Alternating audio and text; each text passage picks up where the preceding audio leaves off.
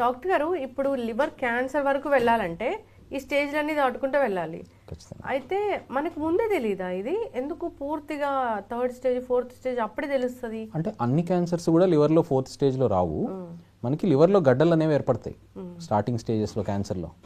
So అప్పుడు కనుక కనుక్కుంటే మళ్ళీ మనము లెస్ దాన్ 2 సెంటీమీటర్స్ అంటే 2 సెంటీమీటర్ల కన్నా తక్కువ సైజులో కనుక గడ్డ మనం కనుక్కోగలిగితే అప్పుడు సర్జరీ కూడా అవసరం లేదు. రేడియో ఫ్రీక్వెన్సీ అబ్లేషన్ అని చెప్పి చేసేస్తున్నాం, మైక్రోవేవ్ అబ్లేషన్ అని చెప్పి. దాంతోపాటే గడ్డ పోతుంది మొత్తం. About 2 centimetres but below 5 centimetres వరకు ఉంటే గనక then we can do a surgery.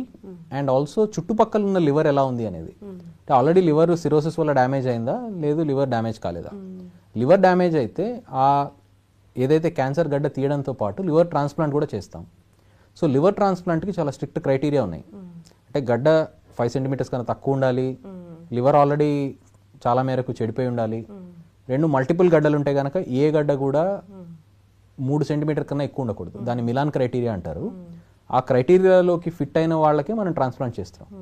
అయితే transplant has very high cure rates.